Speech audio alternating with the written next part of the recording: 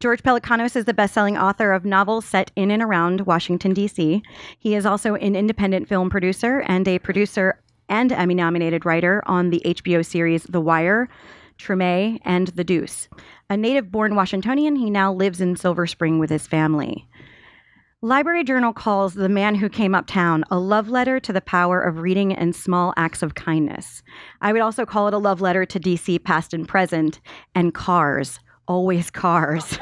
In this 21st novel, he follows Michael Hudson from prison, where he read voraciously, thanks to the jail librarian Anna, to his sudden release into a gentrified Washington. Blackmailed by Phil Ornazian, the man who helped free him, Michael struggles to live the straight life. The Man Who Came Uptown is an intense novel that touches on human trafficking, can't say it, but vigilantism, white supremacy, and the complexities of morality and friendship. All light topics worth exploring at the hands of master storyteller George Pelecanos. That said, please join me in warmly welcoming DC's favorite mystery writer and mine to Politics and Prose.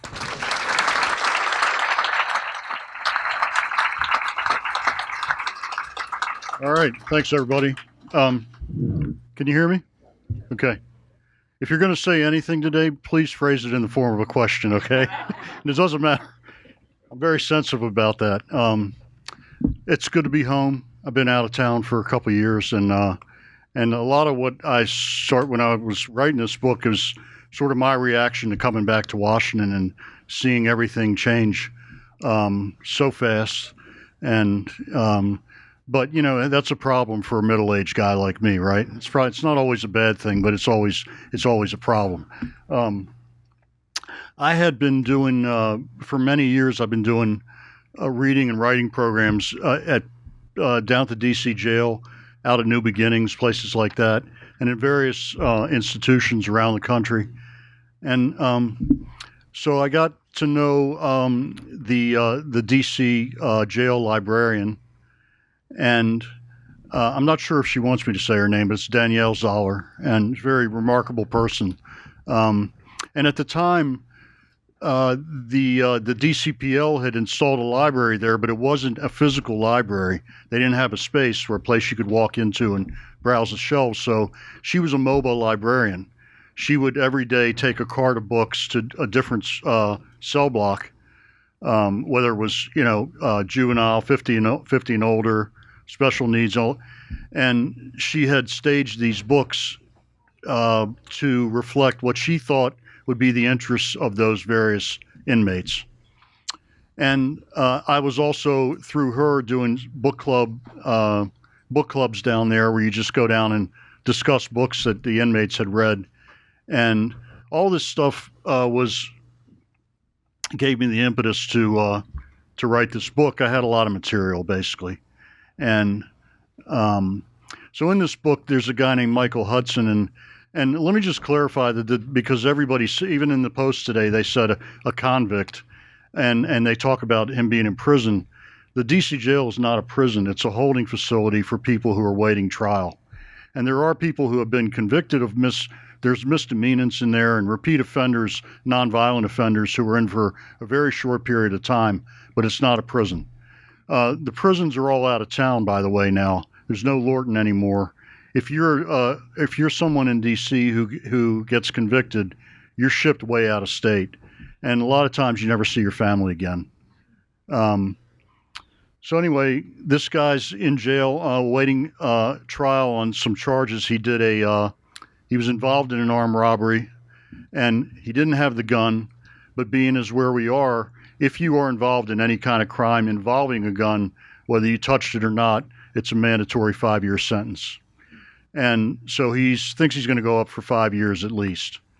And he's got this private investigator who has, as many of the PIs in this city, work for attorneys trying to gather evidence to help them when they go to trial. This guy does some jury tampering, and he gets him out. And then when he comes out, all he wants to do is, he's been turned on to books by the jail librarian. And it's for the first time in his life, he's reading, and his worldview is broadening because he's reading.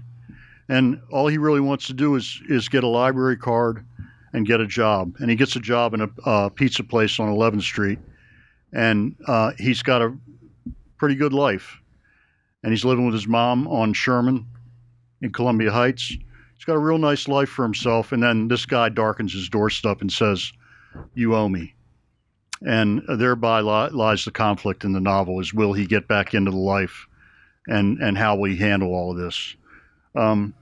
But in the end, this is a book that's really a love letter to reading and a thank you to the people that helped me out when I was growing up, that turned me on to books. I was, it's no secret that I was pretty rudderless until I sort of found a purpose in life, which was I decided I wanted to be a writer. And the reason I did was because I fell in love with reading. And I had a teacher at the University of Maryland, Charles Mish, who turned me on to reading, crime fiction specifically. So that's a thank you to him and everybody else who helped me out. And all y'all have somebody in your life that probably did the same thing, hopefully. Anyway, I'm going to read briefly, and I promise it'll be brief because I know it's a drag usually. I'm not in love with my prose or anything. Trust me. If I see some chins hitting your chest, I'll know that I've gone too far. But this will be short. Michael goes to his cell at night after this book club that where they've been discussing Of Mice and Men, and he's in his cell reading. In his cell that night, lying in the upper bunk, which he had taken for its better light, Michael Hudson read a Western novel that Anna had chosen for him. Excuse me. I can't see. I knew it, but I was trying to avoid this. Okay. It was one of two full-length novels that were bound in the same book, part of a series called Elmore Leonard's Western Roundup. This was volume 3. He had been reading with urgency, as it was almost time for lights out. He had just finished the novel, and its last line had given him the chills. It had jacked him up to the degree that he had gone back to the first page with the intention of reading the book again.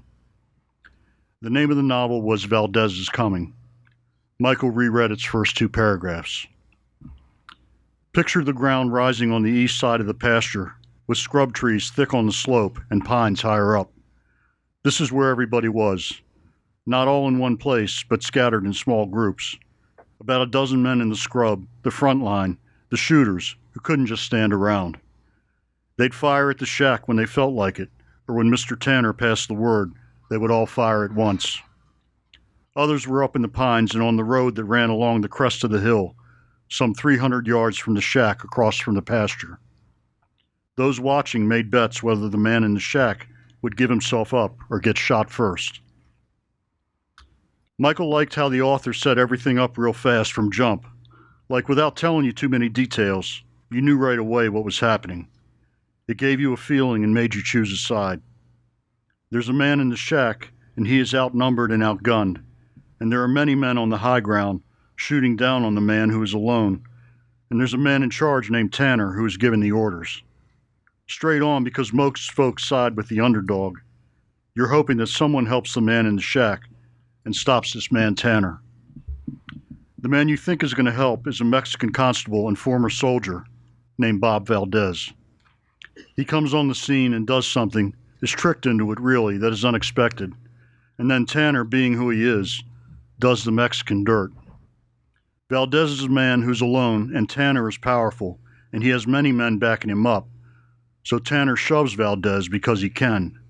And the more he shoves him, the harder Valdez gets, and the more he pushes back.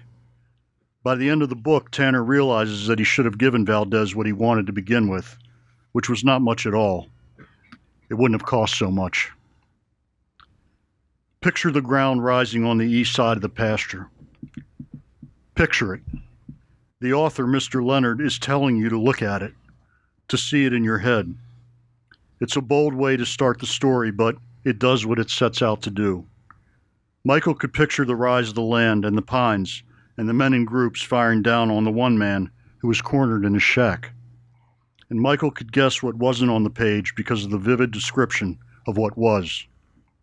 Maybe there was a chill in the air since they were high up in those hills. Maybe there were cotton white clouds moving across a bright blue sky, and shadows on the pines when those clouds drifted across the sun. Michael closed his eyes. And when he read a book, he wasn't in his cage anymore. There wasn't a lock on his door, or the rank smell of the dirty commode by the bunk, or his low-ass cellmate passing gas in his sleep, or the sounds of men shouting in the unit, guards telling him what and what not to do. He hadn't disappointed his mother. He wasn't looking at 5 years in a federal prison on a felony gun charge. When he read a book, the door to his cell was open. He could step right through it. He could walk those hills under that big blue sky, breathe the fresh air around him, see the shadows moving over the trees. When he read a book, he was not locked up. He was free. Thank you. Thanks. And that's what books can do, obviously. Just briefly, yesterday, my wife Emily gave me something that was on CNN online. It was a story about a guy named John Bunn, and written by a wonderful writer, Alexandra King, I think it is. Anyway, this guy was locked up for 17 years for a crime that he didn't commit up in New York, and he was railroaded by a police officer up there. And it turned out later that this police officer, they had to throw out almost all his cases because he was a serial guy who planted evidence and fabricated evidence and elicited testimony and that kind of thing. Anyway, this guy Bunn, when he was illiterate, and he started reading in jail, and when he got out finally, just recently, he's now working with kids in schools, turning them onto books and writing. But here's a quote here. I wrote my mother one day, and I said, "They can lock my body, but they can't trap my mind." The power of reading made me feel that way. I felt trapped without a voice for so long, but the power of reading could take my imagination and take me to anywhere in this universe. So that's a much more dramatic story than the one in the book. But it's real, and that's what books do. So anyway, I'll take questions, and I can talk about anything. My show, The Deuce, premieres tonight, second season, and on HBO, 9 o'clock. So please, thank you.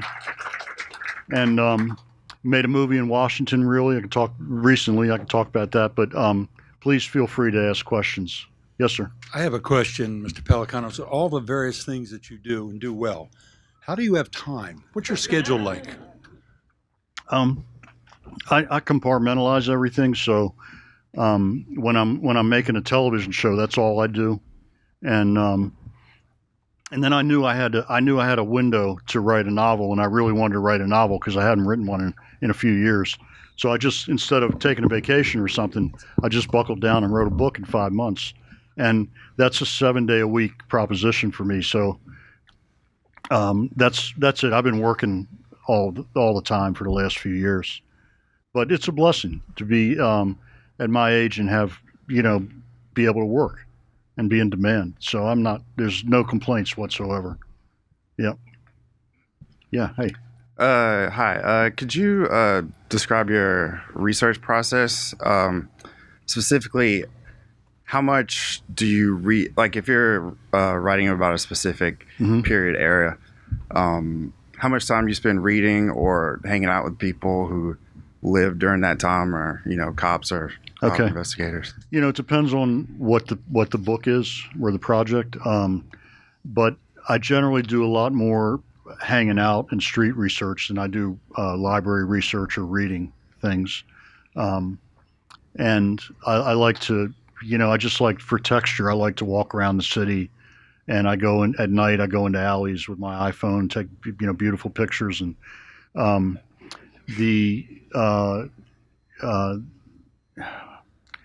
I think it's more than anything, it's listening to people and just sort of scouting. All the houses in this book, Michael Hudson's house, are real houses. If you go and it says it's a red house with white shutters on Sherman, you can go down there now and see that house. And Anna's house in Parkview which faces the Soldiers' Home, is there. And I describe her porch and her alley and everything.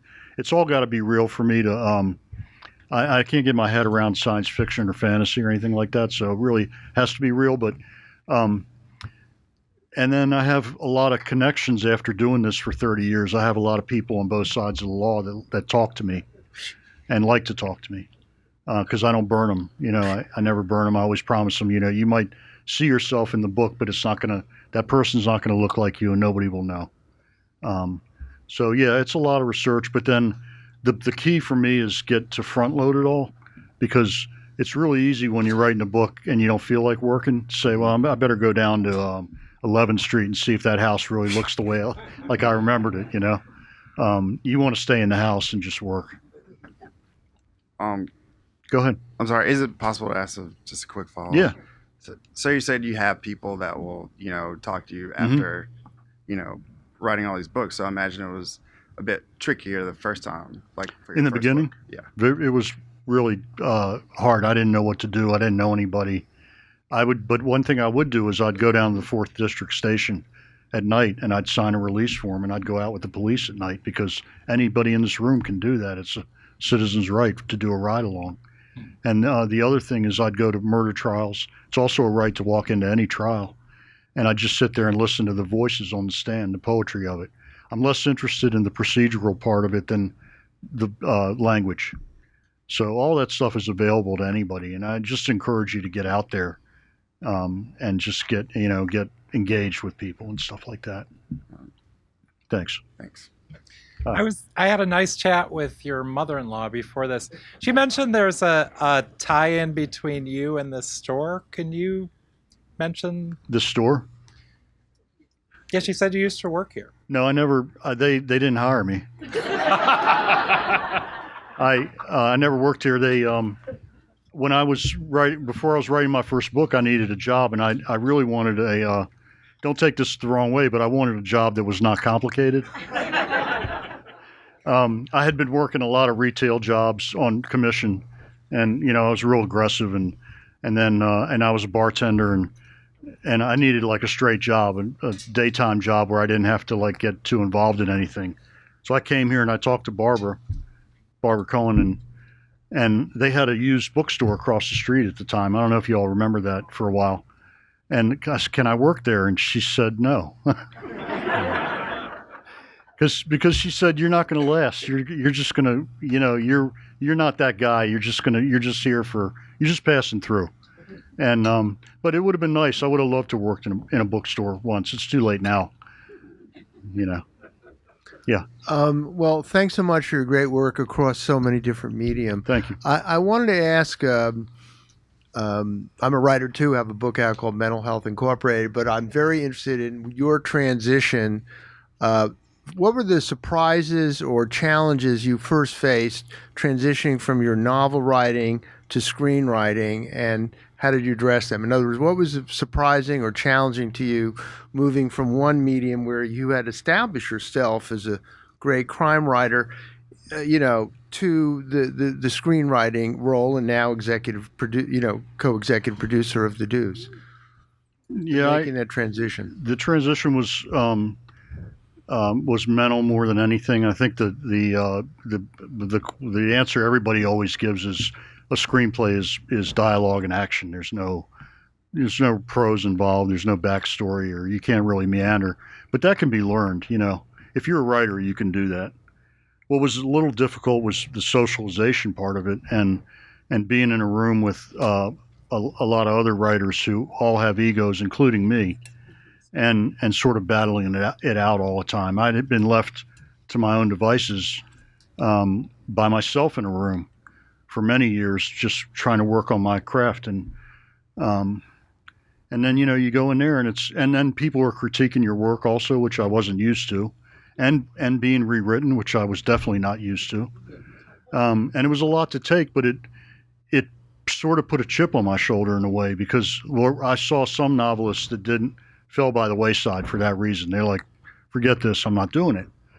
But one of my first script for David Simon, which was in season 1, the one where they killed their friend Wallace, was I got about 30% of what I wrote in it, and that was a shock. And he said to me, you got a lot compared to what most first screenwriters get. And at that point, I might have walked, but what it did to me was it made me sort of angry, and I wanted to figure out how I could get to a point where I was getting 90% of what I'd written in my scripts. And that's why I stuck it out. And then also, I wanted another, gun in my arsenal in case I fell down the stairs or something. I couldn't write books anymore. I hit my head. You never know what's going to happen to you. You don't know where it comes from anyway. It can get taken away.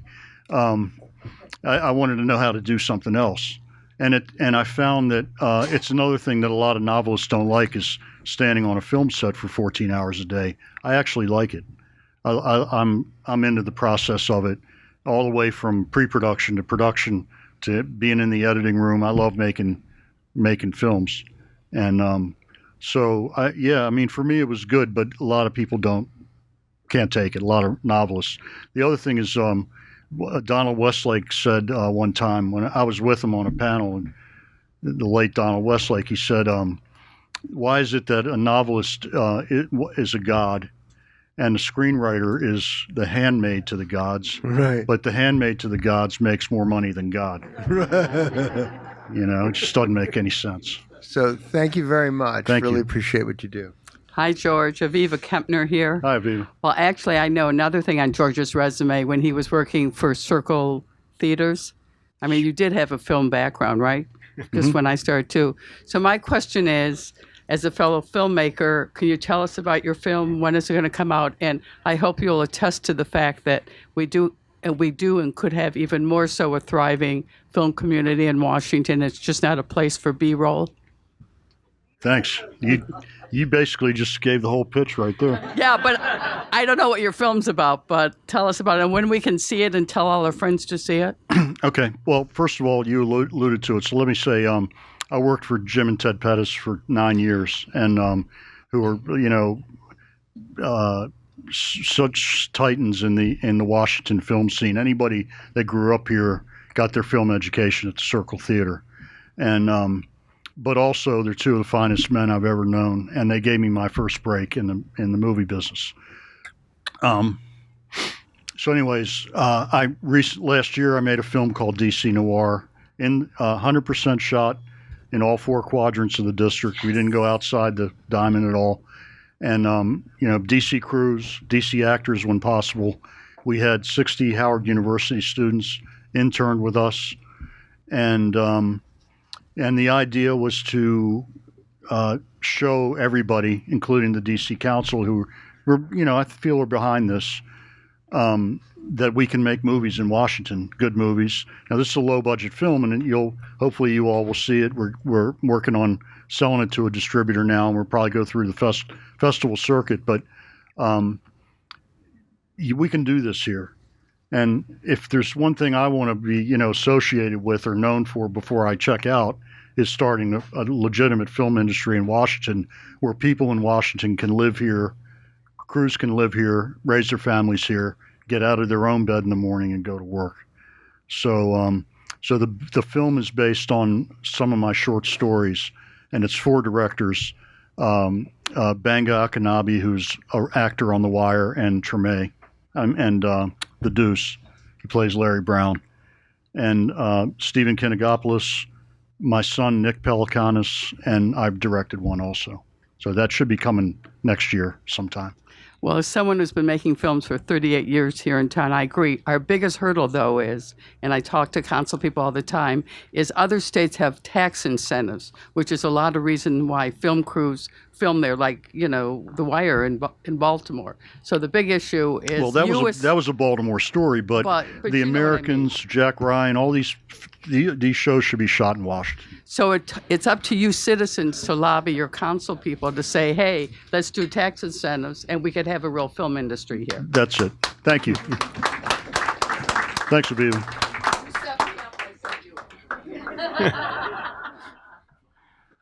I read a bunch of your books when I was laid up after ankle surgery, and I noticed the theme of redemption coming really strong in the turnaround and the way home. Mm-hmm.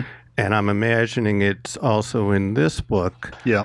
And I'm just wondering, with the economic disparities in D.C. now and the gentrification, is it harder for someone to redeem themselves?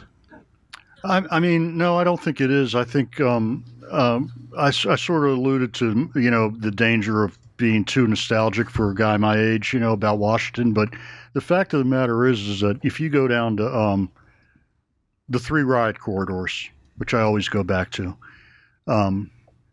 U Street, 7th Street, and H Street. H Street was the last to come back because there was no metro on H Street. But they all came back.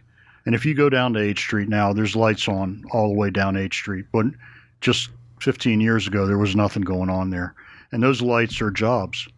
And if you have a job, then you take care of your family and you buy real estate, or even if you rent, you're contributing to the economy. So I think that what's happened in this city has been generally a good thing. And I've been places like Baltimore. I spent 5 years there on that show. And if you go to Baltimore today, 15 years after we shot The Wire, and you go to that area called the Middle East where we shot, the plywood is still in the windows of the same houses. Nothing's happened there. So we're in good shape. Remember 1989, 469 homicides? It's 25% of that now in the city. That's remarkable. So that's the large answer. Thank you. Hi. Hi. It's not a strange question that popped in my mind. The other night, Tucker Carlson was talking about what good is diversity? And I thought that'd be a great question to put to you.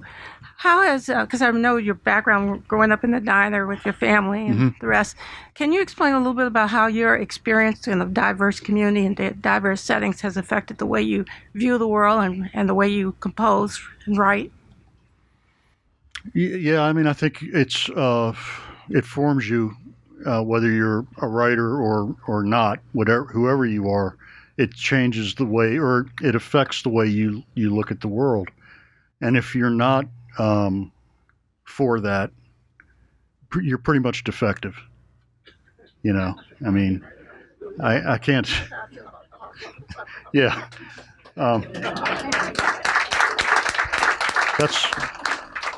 That's what. Let me read something here, just a little bit. This is at the book club with Steinbeck, and the librarian quotes Steinbeck here. In every bit of honest writing in the world, there is a base theme. Try to understand men. If you understand each other, you'll be kind to each other. Knowing a man well never leads to hate and almost always leads to love. There are shorter means, many of them. There's writing promoting social change, writing punishing injustice, writing in celebration of heroism, but always that base theme. Try to understand each other. There it is. Thank you. I have a question. Hi. It's sort of a two-part question. Can you talk a little bit after 25 books now? 21. 21. Yeah. I'm a little ahead of you because I know Thank 25 are coming. What is your inspiration to make each of them? How does it come to you, I guess? And also, when you're writing, do you see your books in film? Do they come visually to you sort of in a film format? Or do you see the characters? Do you sort of feel them or hear them? I mean, people have different styles. I'm just sort of curious what yours is. Yeah, I think I'm actually curious how other writers see it too, because I do see, I see when I'm writing, I see the images in my head. I'm watching it. There's a movie running in my head. Yeah. And I even listen to soundtracks while I'm working. And you don't find that distracting? As long as there's no vocals, I'm fine. The words would collide with what I'm writing, but a book shouldn't be written like a screenplay, which you will read certain books that read like scripts. Mm-hmm. The novel is a novel, and it should be standalone like that. So yeah, I never think about casting or anything. I don't think about actors or anything like that, but I do see the movie while I'm writing. Yep. Yeah. Thank you. Thanks. Hi. I have a question. I started reading this book yesterday and I'm almost finished with it. I love it so much. It's Thank you very much. My question is, the books and authors you've referenced in this book, are you trying to tell us to read these books? Are they your favorite? For example, why would you pick Steinbeck over Fitzgerald? You know, or was it because the books had something to do with the narrative of the story? That's a great question.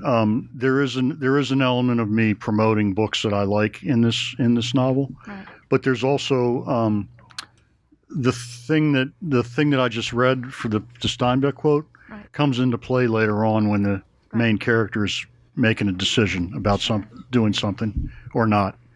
And the book Northline by Willie Vlautin is all about. It's a terrific book, and it's all about how people can do just small kindnesses by people can change somebody's life and impact somebody's life positively. So that again plays into the narrative of this novel. That's why those books were chosen. But there's other times where I'm just shouting out. For example, the passage I read about the Elmore Leonard passage. I think Valdez's Coming is a perfect book. If somebody says to me, "What's the most perfect book you've ever read?" I would say that one, because there's not a wasted word in it. The artistry and craft is in every paragraph. It's not really a literary novel. Fitzgerald, I had to be realistic about, because I work in these places, is that when you're setting up book clubs and so on, you don't want to give a book that's above the reading level of the people that you're working with, because you're not trying to show how smart you are. I see. You're trying to engage people and getting them interested in reading. So I often think about why it took me so long to be a reader, and part of it was that the books that I was assigned in high school and junior high were not for me. I didn't care about the Scarlet Letter, and so I shut down. Okay. And if somebody had given me a book about, I grew up, I'm the son of a guy who had a diner here in town. That's the kind of people I knew. Give me books that speak to my world when I'm young. And, Moby Dick is a great American novel, but nobody cares about it when they're 16 years old. It's just way too difficult and too long. And, there's a whole chapter about how to tie nautical knots, and you just give up on it, man.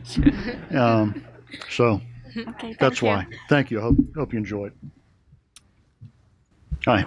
Hi, David Shearer. Hey, David. How are you? Good. You and I were born the same year. I grew up in the mean streets of Bethesda. That's why you look younger. How about that? I read The Cut, and actually you and I have been in conversation about this. Did you have a strong African-American presence in your young life?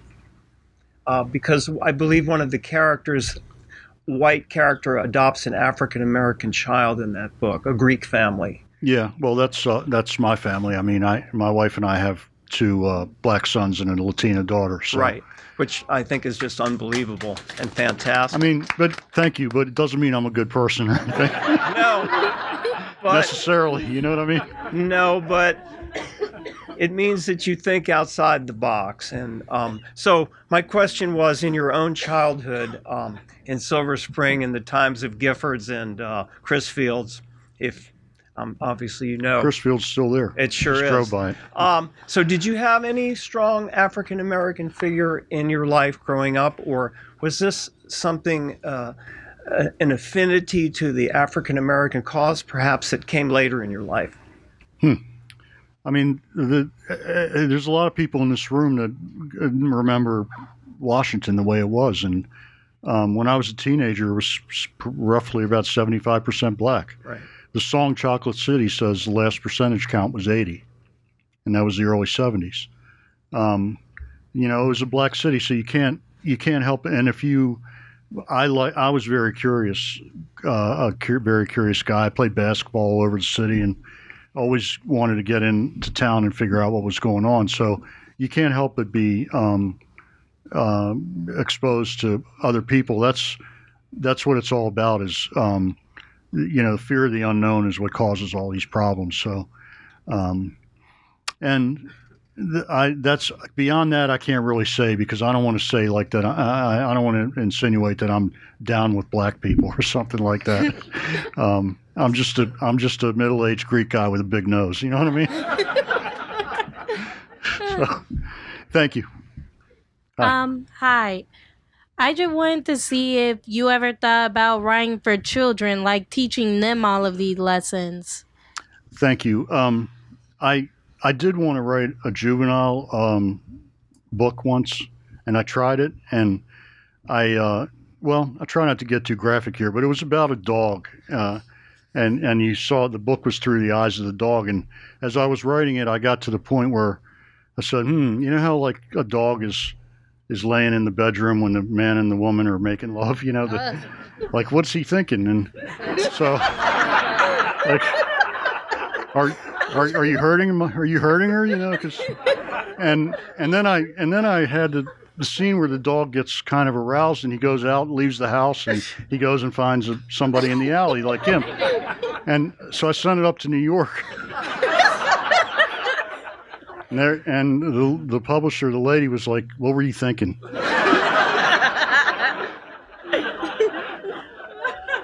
That's my experience, and I'm not sure I'm going to go, revisit that because it's just not in me. But I think I do feel like the idea was that there's not enough good realistic fiction for juveniles, and children's book I wouldn't know how to do that at all, like a elementary school level. I just wouldn't. Thank you. No problem. Okay. Hi there. So you said you listen to soundtracks as you're writing, and I'm a writer and a musician, and I write a lot about music, and I'm always curious about writers' musical inspirations and influences. So I don't know if you sort of go through different periods, like when you were writing such and such book, you had this, and when you were doing The Wire, you had this, and whatever. But if you could say something about it. I think, there's a lot of my books that are, I think of them as urban westerns, particularly the middle period that I was writing in. So I was listening to a lot of Ennio Morricone and Elmer Bernstein, Lalo Schifrin for the car stuff, because he did the Bullet soundtrack and things like that. I'll listen to jazz, but not a lot. Jazz is a little above my head. It's like, all right, and what's happening here? And then my music, I still love music. I listen to music all the time, and it's all over the place. It's whatever's good. I love old soul music. Stax Volt is some of the best stuff ever made, I think. And do you feel like music actually affects your prose? I think it does. Yeah. I mean, I think it paces when I'm writing. It helps pace it. Rhythm. Right? Yeah, the rhythm. Yeah. Thank you. Thanks. Okay. Hi. Hi. So you seem to have an encyclopedic knowledge of cars. in every book, there's so many different cars, and you go into great detail, and it's delightful. Is that something that is a passion of yours, or is it something you've just researched quite a bit? And if it is a passion of yours, what is like your favorite dream car of all time? Well, I have a Bullet Mustang in my garage, and then I tried to get something like a daily driver that was more sensible, and I ended up getting a Ford Edge, but there's a Mustang GT engine in it. It's a special edition. I've always loved cars, and I come out of that era where everybody wanted to have a muscle car and work on it themselves. And that my first car was a Camaro, 70 Camaro. The show I'm working on now, I really drive everybody crazy because it's a 70s show, and we have a lot of period cars. And the picture car coordinator, which is the position of the person who gets the cars for you, I don't think they've ever had a showrunner who's so involved and micromanage them than I have. I go down the line and inspect every single car because people try to, in New York, there's a cottage industry of people who own those cars just to put them in movies and TV. And they try to sneak in cars that have, that are either not the right year or they have aftermarket stuff on them that wasn't available then. And I always send them home. But yeah, I mean, one of the pleasures of doing that show has been all the beautiful cars that we've put in it. That's awesome. Thank you. Thank you. Hi. Hi. I also grew up in Silver Spring. I've talked to you before. I went to Northwood along with your sister, your older sister, your older sisters. I'm older, Jeannie. and Jeannie, right? And worked at your Silver Spring Library. I know your family for a while. Yeah, I've seen you there. Yeah, it's been a while because I retired. But anyway, I specifically loved reading Turnaround because of it still not living very far from that neighborhood in Kensington. And I'm just wondered whether you've been tempted to write another suburban setting novel. It's whatever comes to me. There was an incident in Wheaton in 1975 that's always sort of haunted me that very few people know about. But I remember I was a senior in high school and we had a little black and white TV in our kitchen and watching it with my mom and dad, and they had a breaking news thing, and there was a guy walking around Wheaton shooting black people. He was shooting into cars where people were idling at stoplights and things like that, and he killed quite a few. And he shot a kid who went to Kennedy. He was a basketball player at Kennedy who was working at the Anchor Inn as a busboy, and he was coming out to get some lettuce or something and shot him too. For many years, I even called the Post several years ago, and some people I knew there, can you dig up something on this? They had nothing. And then I thought I was imagining it. Nobody remembered it, and it's the church in South Carolina all over again. It was the first mass racial shooting, and it happened right in suburban Washington. So then about a year ago, I got a script sent to me by the son of the police officer who shot and killed that shooter that day, and it's about that incident. And then a guy sent me a self-published book called The Wheaton Murders. I just think it's a real interesting story. Nobody knows, because they shot and killed the guy, nobody knows why he did it. But that's something that nobody has really written about. It's hard to track down some of those old ones. Like I live near there now, but during that period I lived in D.C. So it's like you didn't. Yeah, I mean, people move around here a lot, so that's part of it, is that why things get forgotten, and that's why I wrote The Night Gardener, because the Freeway Phantom murders have largely been forgotten. And the turnaround was about the Ken Gar incident, which also people didn't really know about. Yes. Thank you. Hi. Hi. I just wanted to ask you if you could comment on some of the writers that were most influential on you as you were growing up and becoming a writer, and maybe some others that currently are. And one of my favorites is James Lee Burke. Any influence on from his point of view? I've always said that James Lee Burke is the best.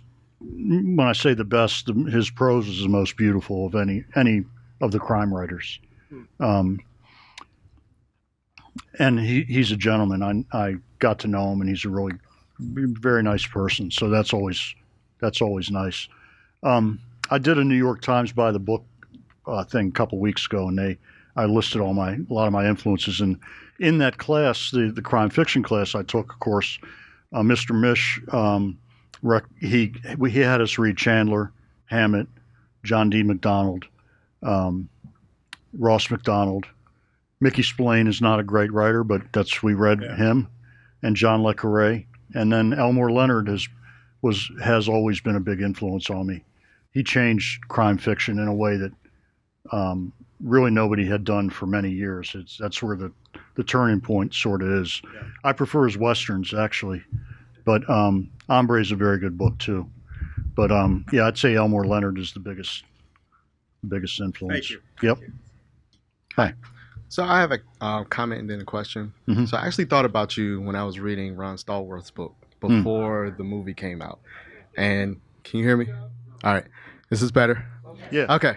All right. So in the book Black Klansman, there's like this part where David Duke is talking to Ron Stallworth, and he says that he knows that he's speaking to a white man because of the way that he uses like certain words and that black people use like R, right? Yeah. So I thought about you because, especially with DC Noir, because that was the first book of yours that I read, and it was because of my dad.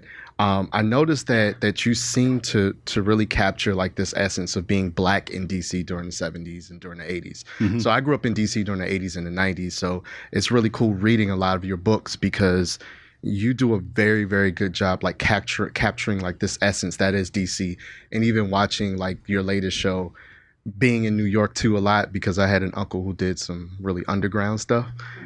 I see a lot of that in the show, right? So just saying that I really, really appreciate that, just in terms of the way that you write, that technique, and being able to, grab those pieces that make DC and really depict DC for what it is. Thank you. So my comment to you is, after reading Jonathan Abrams' book on The Wire, Right.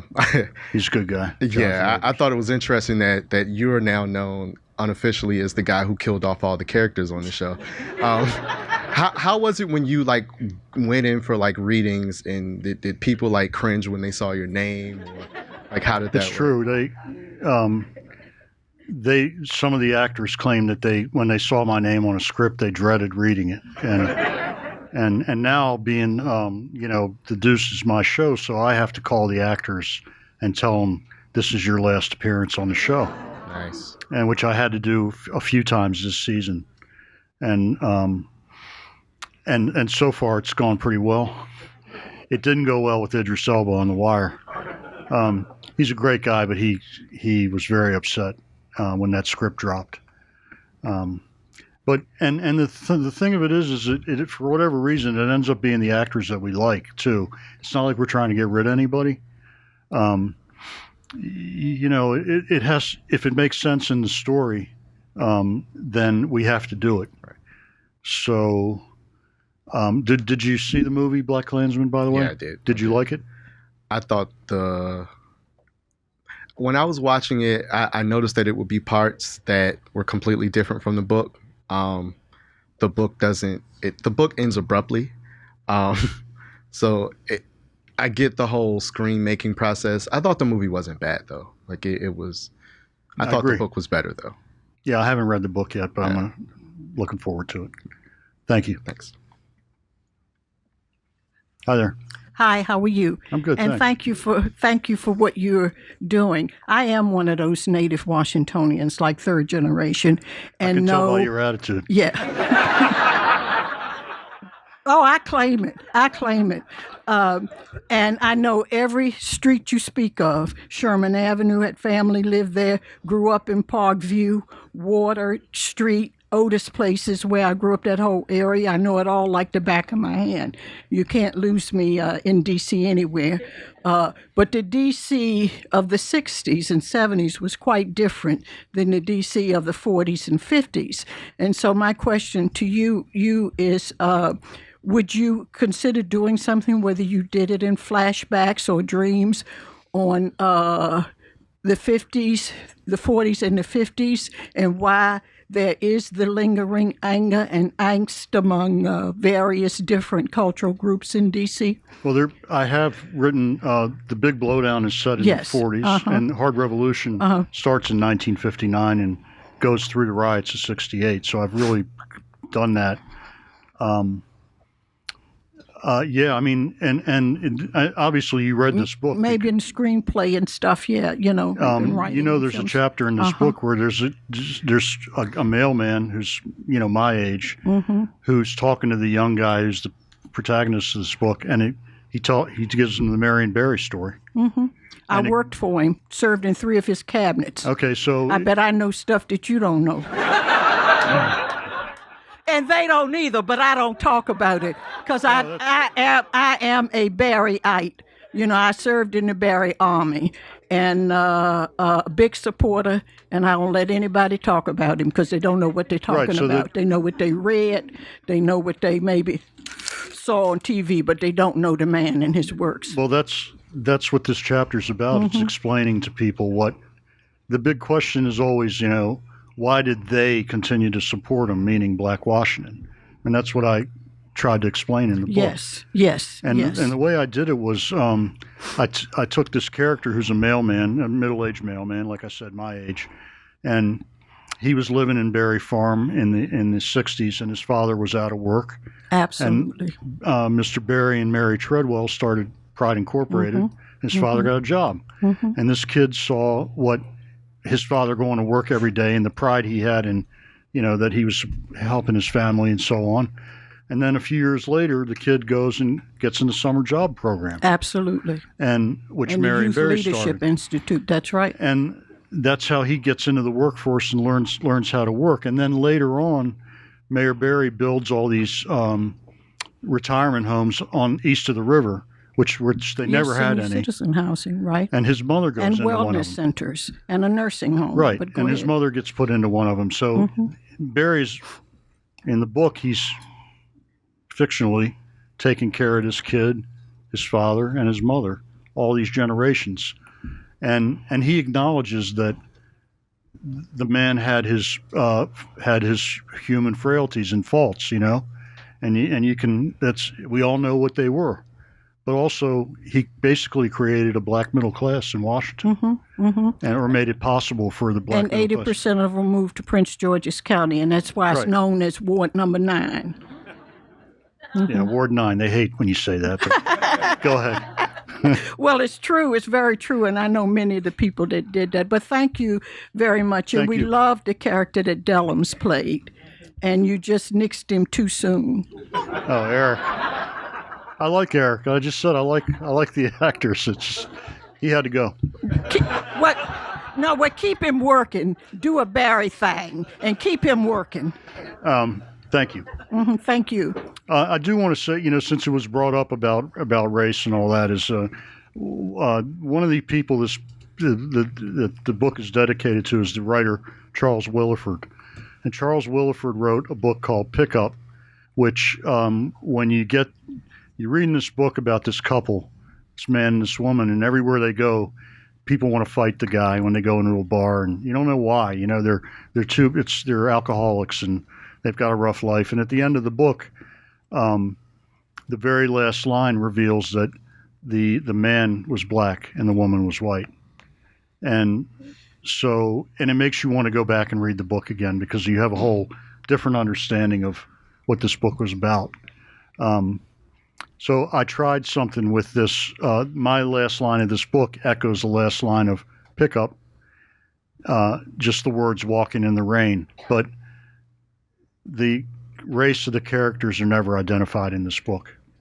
I tried something different because whether you like that or not, it's just it has always bothered me in my own books too, that a white writer says, and then I saw a black guy on the corner and I went to talk to him. You never say, I saw a white guy on the corner, right?